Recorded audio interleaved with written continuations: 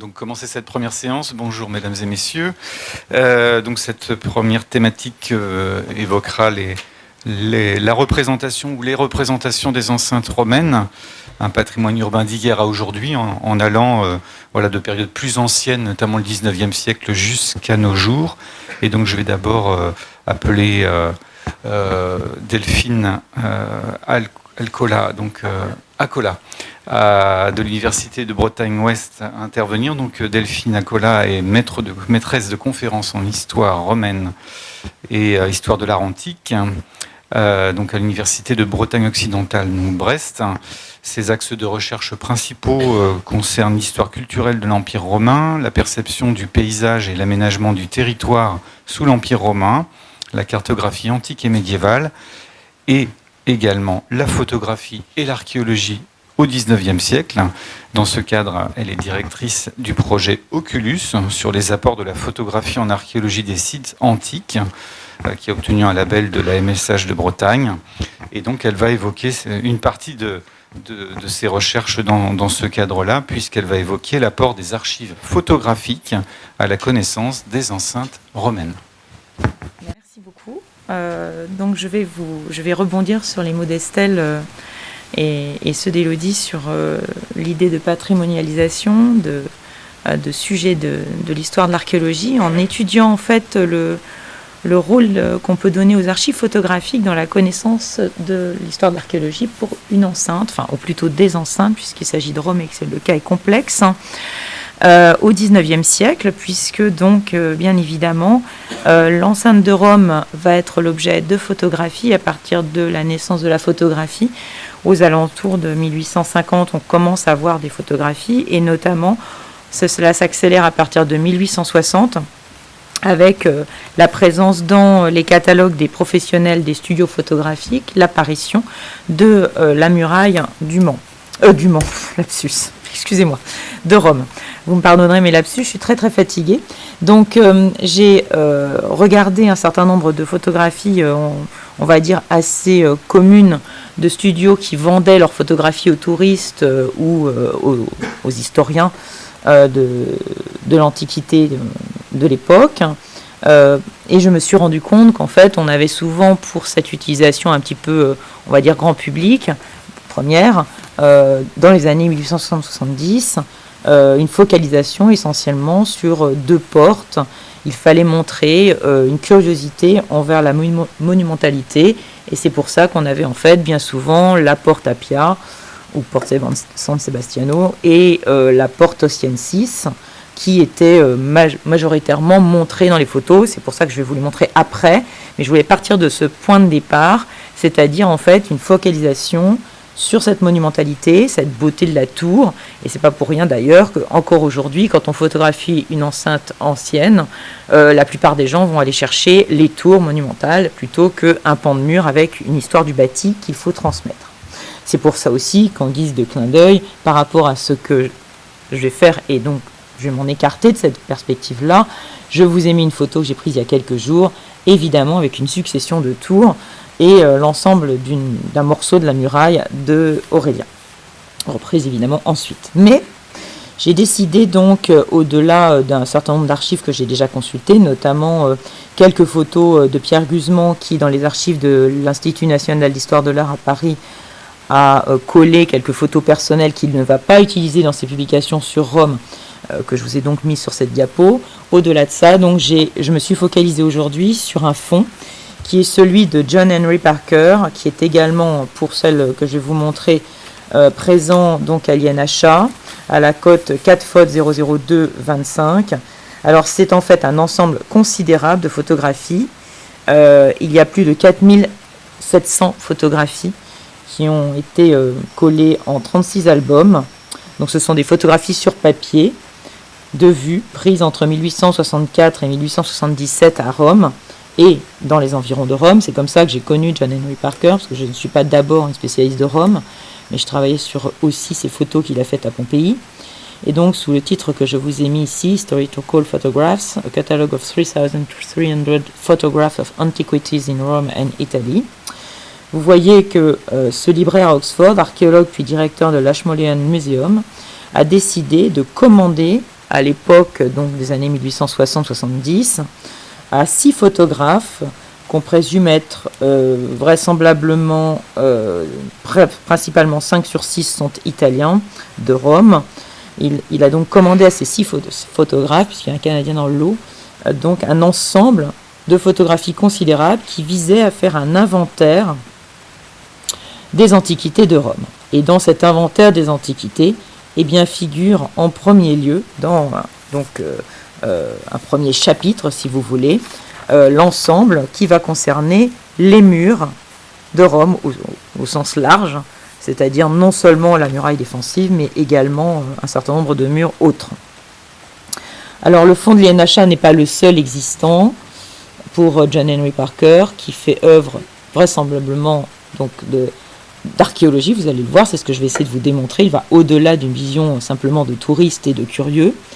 Donc ces photos figurent, pour certaines d'entre elles également, dans toutes les institutions que je vous ai listées ici. Ce qu'il faut savoir aussi, c'est que les négatifs, malheureusement, ont disparu. Donc la collection de l'INHA est parmi les plus complètes aujourd'hui conservées, puisque les négatifs originaux donc, ont été détruits dans un incendie en 1893.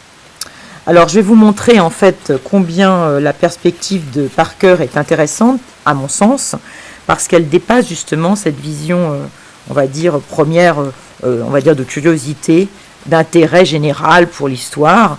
En fait, j'aurais pu mettre un sous-titre qui aurait été l'enceinte à l'aube de la patrimonialisation fin 19e, c'est-à-dire qu'elle pose la question, cette collection, de l'objet archéologique qui, en tant que cadre de vie courant pour les Romains de l'époque, devient un sujet d'étude scientifique, et combien cette photographie va traduire en fait cette étude scientifique.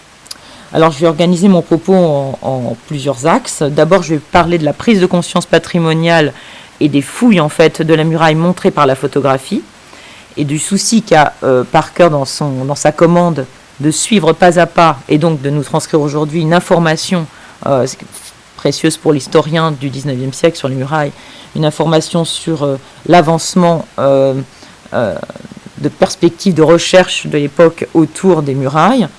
Et puis ensuite, donc, j'en tirerai des conséquences sur l'étude des différentes périodes de cette muraille de Rome, et la connaissance qu'on pouvait en avoir à l'époque, et des questions qu'on se posait. Et enfin, donc, évidemment, j'essaierai de voir au-delà en fait, de l'étude première, on va dire scientifique, de cet objet archéologique, pour montrer que la muraille, à travers les photographies du 19e siècle, entre dans l'histoire urbaine contemporaine, celle du 19e siècle. On va voir ça ensemble. Alors,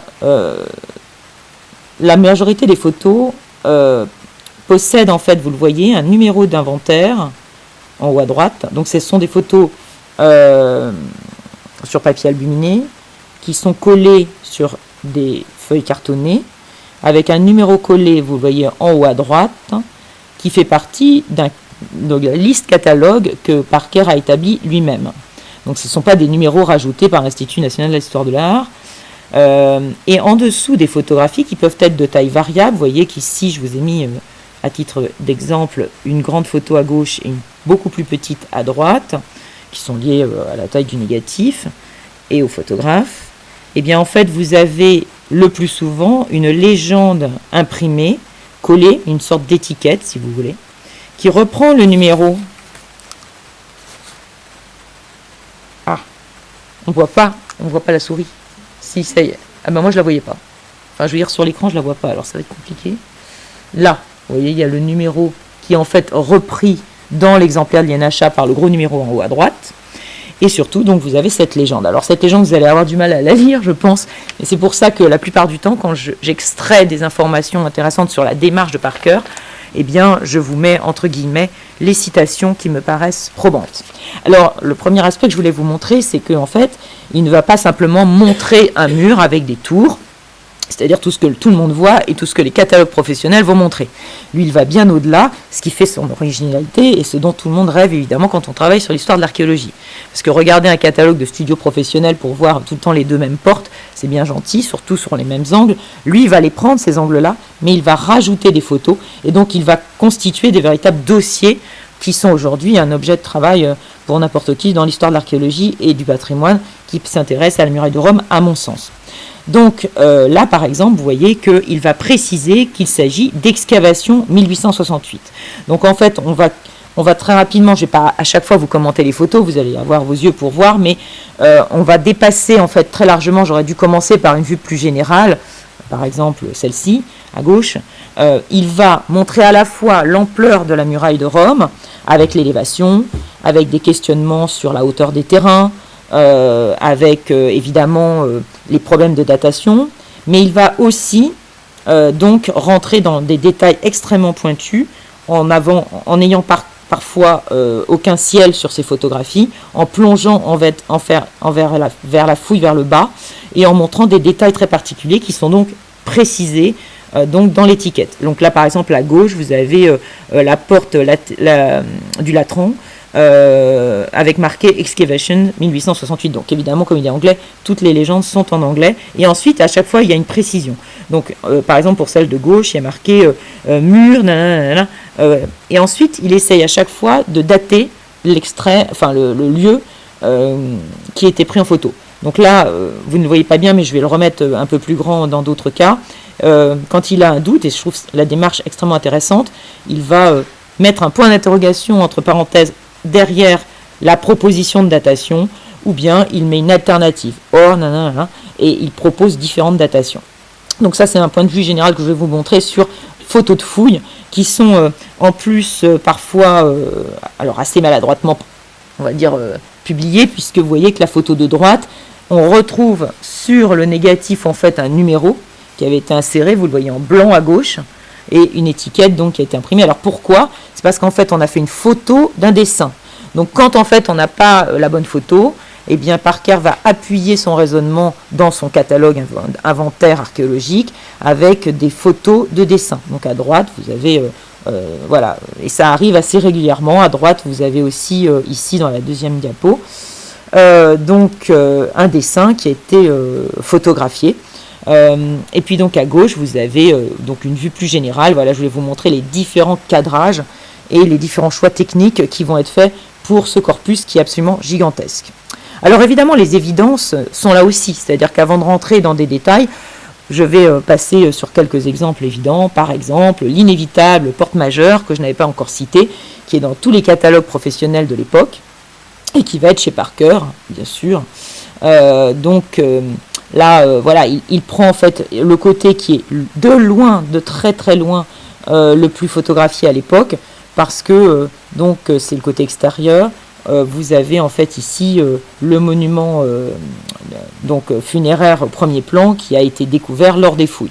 Donc là, c'est saisissant aux yeux des commentateurs de l'époque. Vous voyez ici qu'il a rajouté, enfin, il a utilisé une photo, je ne sais même pas si c'est lui qui l'a fait faire celle-ci, parce que à mon avis, il a racheté ou réutilisé une photo antérieure d'un professionnel, étant donné qu'il y a une étiquette avec une légende manuscrite, si vous voulez, en blanc sur noir, à gauche.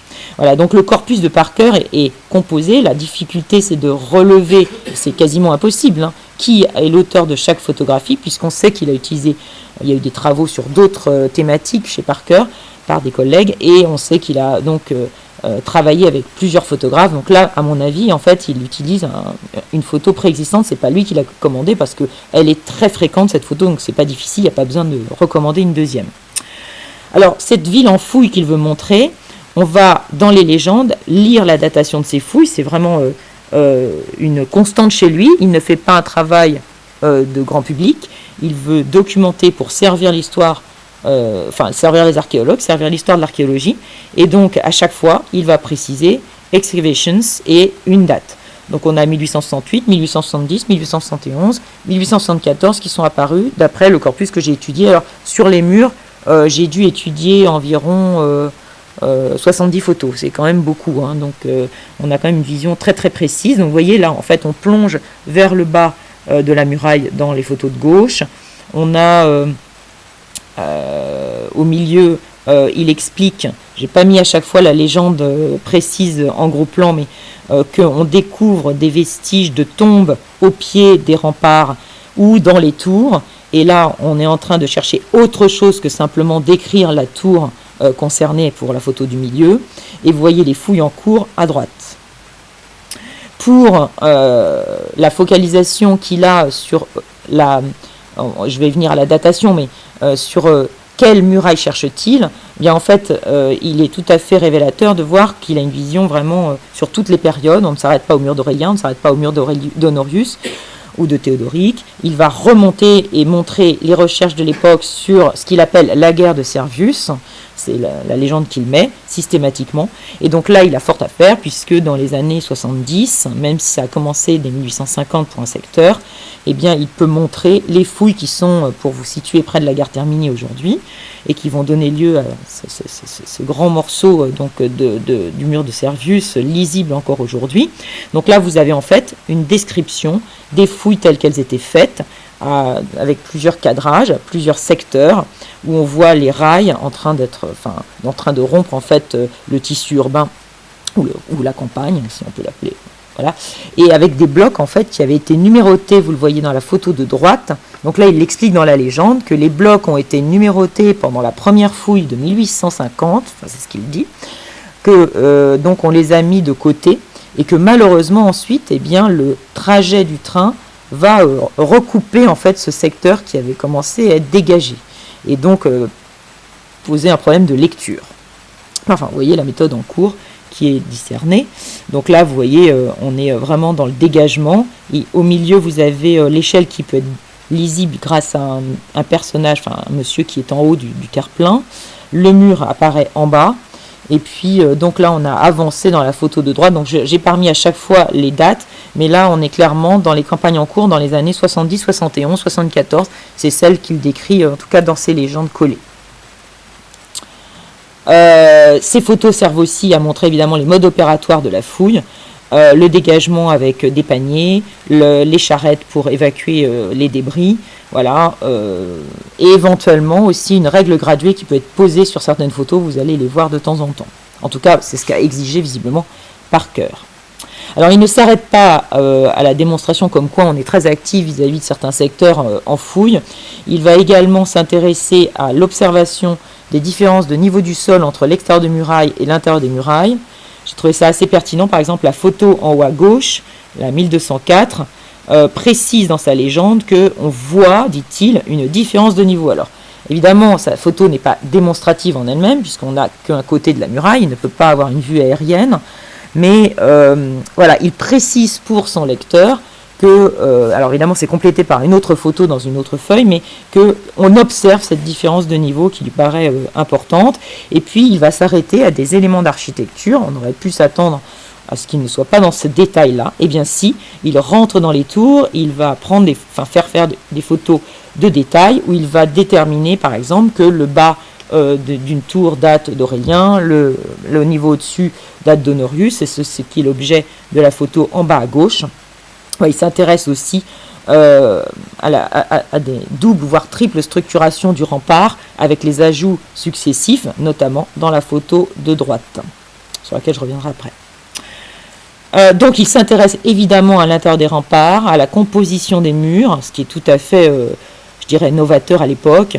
Il commente les types d'opus, la technique du bâti, et ça va générer une proposition de datation. Donc là, vous avez la fameuse règle graduée à droite, vous avez un opus reticulatum. Vous avez, j'ai souligné en rouge, la datation avec le point d'interrogation. Je suis désolée, c'est vraiment tout petit, j'aurais dû énormément agrandir, je ne me suis pas rendu compte hier sur mon ordinateur quand j'ai fini. Mais vous voyez, il a pénétré donc dans le rempart à gauche. Il ordonne de prendre les différents types de murs, ce qui va lui permettre de proposer des datations. J'y arrive. Donc là, vous avez une coupe aussi en bas. Alors, dater les murs, c'est un problème pour lui, évidemment, c'est un problème pour tout le monde à l'époque. Et il y a vraiment, et c'est vraiment une vision assez complète, très très longue à étudier parce que le corpus est gros, la volonté de distinguer différentes périodes. Mais les photos ne sont pas classées par périodisation, elles ne sont pas classées par typologie de murs, elles sont par secteur géographique, mais à l'intérieur des légendes, on voit bien ce souci. Donc il y a par exemple ce qu'il appelle les fortifications primitives, et puis ensuite il y a les murailles tardives. Donc là, par exemple, en haut, vous voyez, j'ai souligné en rouge les deux propositions, enfin les trois en fait propositions de datation, à chaque fois avec des points d'interrogation. Donc il appelle le premier mur qu'il voit le mur des Latins. Il propose une date donc de la période de Camillus ou d'Hannibal, point d'interrogation, point d'interrogation. Et souvent, il rajoute avec des ajouts de. Donc je vais vous montrer quelques exemples. C'est exactement la même chose en dessous, hein, vous voyez. Enfin, je ne sais pas si vous voyez en fait. Mais moi, je devine ce que j'ai souligné hier, c'est-à-dire donc construction du mur sur l'Aventin avec l'action des Latins, point d'interrogation, année, et ou bien autre année. Voilà. Bon, je ne vais pas rentrer dans le détail de chaque mur, évidemment. Là, par contre, j'ai réécrit la légende un petit peu plus proprement. Donc, Remains of Time of Sylla and Time of Nero. Donc, vous voyez, en fait, il montre un mur qu'il va commenter Excavation of 1868 dans la légende. Et la porte Capen est légendée comme telle. Hein, donc, deux périodes qui se succèdent. Ici, je vous ai mis donc mur en tuf de l'Aventin avec un autre mur, donc l'un en opus reticulatum, l'autre pas, et donc deux périodes qui se superposent. Et vous voyez, on est en plein début de dégagement, c'est vraiment un tout début. Ici, il veut déceler les murs donc datant des rois, Stone of the Time of the Kings, corniche de la République, derrière une arche de l'époque d'Honorius, et il ajoute même qu'il y a eu des remplois, enfin il n'utilise pas ce mot-là, mais voilà, ils ont utilisé des older materials, dit-il, dans sa légende. Donc vous voyez qu'on est vraiment simplement à un stade préliminaire du dégagement ici, mais donc ce qui l'intéresse, hein, c'est de déceler différents types de bâtis, avec donc parfois des erreurs évidemment. Là par exemple il met AD 200, point d'interrogation, il n'est même pas sûr du nom de la porte. Donc il faut savoir qu'on s'appuyait énormément sur la littérature à l'époque, hein, je ne l'ai pas dit au point de départ, donc on est sur des écrits littéraires qui fondent le savoir sur ce qu'est la muraille de Servius, la muraille d'Aurélien, et à partir de là on va donner des noms sur les portes, et puis proposer, mais avec des points d'interrogation dans sa légende, ce que je trouve tout à fait intéressant, puisque donc il laisse ouverte la discussion. Voilà, donc là ici les remaniements postérieurs à Honorius, ou bien carrément des reconstructions du Moyen-Âge, comme il le dit, the square brick towers rebuilt in the Middle Ages. Voilà, donc beaucoup de propositions de datation, vous voyez, jusqu'à en fait des éléments très très tardifs à ses yeux, évidemment, puisque là ce qui l'intéresse, c'est l'Antiquité. Et donc, voilà, je vous ai mis en regard un exemple d'un autre type de photo pour que vous voyez un petit peu la différence de soins. Là, par exemple, c'est une photo professionnelle qu'avait acheté Pierre Guzman, qui est une collection qui est également les NHA, je l'ai dit tout à l'heure. Bon, vous voyez qu'on est vraiment dans une vue professionnelle tout à fait classique, enfin là, moins classique que les deux portes que je vous ai citées au départ, la Porta Furba, mais vous voyez, on n'est pas du tout dans ces perspectives que je vous montre avec Parker de vue très rapprochée, de détails, d'études structurelles. Là, on est vraiment dans quelque chose de beaucoup plus lointain et général de la muraille, avec une porte au milieu.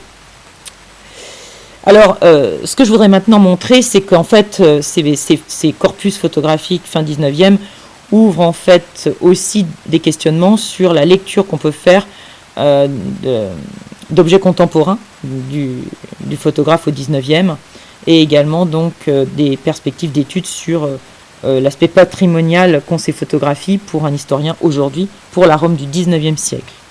Parce que, évidemment, alors je vous ai mis les photos de ce particulier qui est Guzman, qui a fait lui-même des photos. Hein. Parker, lui, il commande à des photographes professionnels, donc les photos sont plus belles. Vous voyez là, elles ne sont pas très contrastées.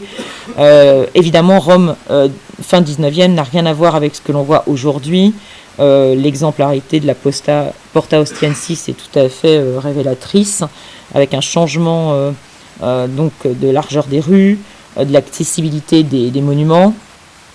Mais le paradoxe, c'est que finalement, aujourd'hui, quand on prend cette porte en photo, ben, on prend à peu près l'équivalent de la vue que vous avez à droite. C'est-à-dire qu'en fait, on superpose, on veut montrer la double ou triple dimension temporelle de la porte avec la pyramide de Cestius et la porte plus tardive derrière.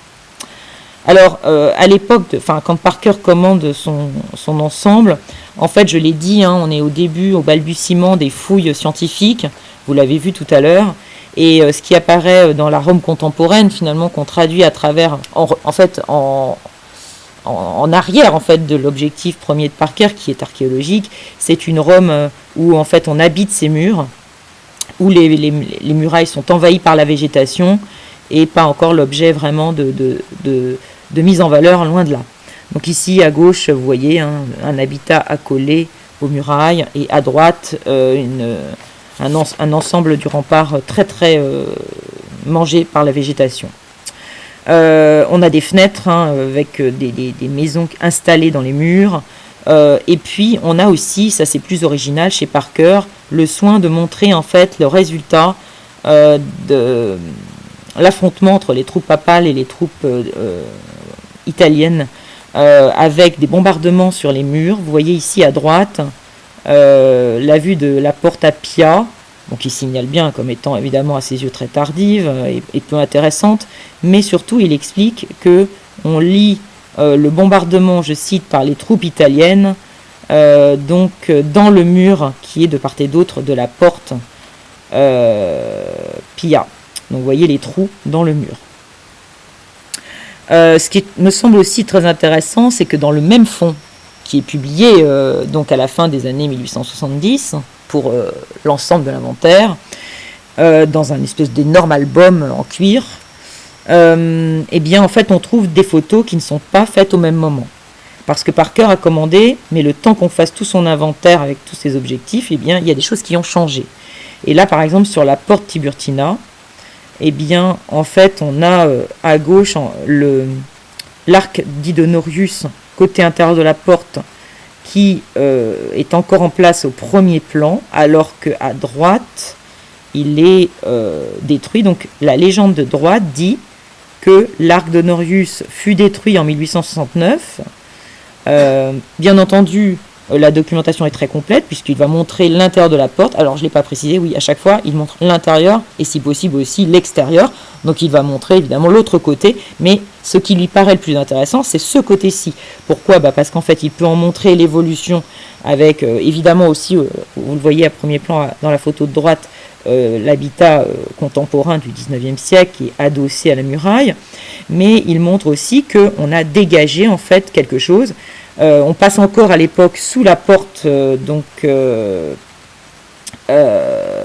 l'Empire romain que vous voyez au centre, et lui va commenter la superposition des aqueducs avec une grande pertinence que vous devinez ici. Donc on a une porte du Haut-Empire qui a été avec en plus des inscriptions qu'il décrit mais qu'il ne cite pas in extenso, plus donc la muraille tardive derrière. Voilà, c'est pour ça qu'il va mettre des photos de la muraille de l'autre côté en expliquant qu'on a la muraille tardive visible d'un côté seulement, enfin complètement visible et datant de l'autre côté uniquement de l'Antiquité tardive, alors que de ce côté-ci qui l'intéresse plus, eh bien on a la lecture de plusieurs périodes et également de la modification récente de la structure de la porte. Alors pour info, cette porte n'est plus utilisée comme un lieu de passage, elle est fermée avec une barrière aujourd'hui. Alors ce qui m'a semblé également très pertinent, c'est la Porta Asinaria, parce qu'à l'époque où il la fait prendre en photo, alors il la prend de très loin, vous voyez sur la photo à gauche, puis de plus près, de façon tout à fait conventionnelle, comme aujourd'hui, comme j'ai fait la photo il y a quelques jours au milieu. Ça, c'est vu de l'extérieur. Je vais vous montrer ensuite vue de l'intérieur. Mais à l'époque, en fait, la Porta Asinaria, elle est murée. Alors, sauf erreur de ma part, donc elle a été murée au XVIe siècle. Et on a ouvert, en fait, un passage que vous devinez sur ma photo à droite, là. Et qui est l'objet de la légende qu'il met ici. Il explique que la porte est murée et qu'on a ouvert une autre porte bien plus tard. Alors vous voyez que l'état de conservation des tours est altéré au moment où il fait la photo en 1870, mais ce qui l'intéresse en effet, c'est que c'est une porte antique qui ne sert plus de porte. Voilà, donc le passage antique il était là, et si vous pouvez la déceler ici, c'est parce qu'en fait donc elle a été réouverte au XXe siècle. Donc voilà la porte vue de l'intérieur sur la commande de Parker. Donc il met intérieur de la porte Asinaria, il met une date, vers 275, puis repairs vers l'an 500. Donc vous voyez que la porte était très altérée aussi du côté intérieur, et qu'on ne lisait pas en fait le fait que ce soit une porte antique, puisqu'elle était complètement murée. Donc c'est vrai qu'aujourd'hui on a ce témoignage, en plus le niveau du sol a beaucoup changé, mais de la non-lecture en fait du passage qui était possible, alors que lui le voit et le dit. Voilà, que cette porte elle est murée. Donc là vous la voyez complètement dégagée. Oui, j'ai presque fini. Donc pour terminer sur son parcours, je voudrais aussi montrer à quel point en fait on a une lecture fine jusqu'aux inscriptions encore en place à l'époque, qu'ils sont encore aujourd'hui, mais qui n'intéressent plus personne, en tout cas pas grand monde, visiblement, vu ce que je vais vous montrer. Par exemple, pour la porte Metronia, vous voyez qu'il la prend sous différents angles, y compris très très rapproché, avec une inscription qu'il va commenter dans sa légende, comme étant une inscription commémorative. Vous les voyez ici, de façon générale, puis là, de façon rapprochée. Cette porte Metronia, elle a été profondément modifiée de façon moderne, puisqu'on a percé dans le rempart pour créer des rues modernes. Alors pour l'anecdote, j'y suis passé donc il y a quelques jours, et les inscriptions sont cachées par une banderole, je ne sais plus ce qu'elle commémore, vous me pardonnerez, je ne me souviens plus trop. Voilà, donc je vais conclure avec cette image qui me paraît tout à fait significative. Parker documente, donc vous l'avez compris, à mon sens extrêmement précisément, de façon en fait à rendre les murs au sens large de toutes les périodes objets d'attention patrimoniale, objets d'attention scientifique. Le meilleur exemple, pour terminer, c'est la Porta Salaria. Il explique en fait qu'elle a été altérée par la canonnade de 1870. Elle a été prise en photo sur l'ordre de Parker en 1871. Donc là, dans la légende, il y a marqué prise en mars 1871. Il est intéressé par cette porte parce qu'il dit-il, on décèle lors des fouilles qui sont en cours une tombe à proximité des murs de la porte. Et elle va être provisoirement vaguement restaurée en 73, puis démolie en 1921. Donc, il montre aussi, dans une bonne mesure, des choses qui ont très largement disparu, des murailles, des murs bloqués, ou bien carrément des portes disparues. Je vous remercie.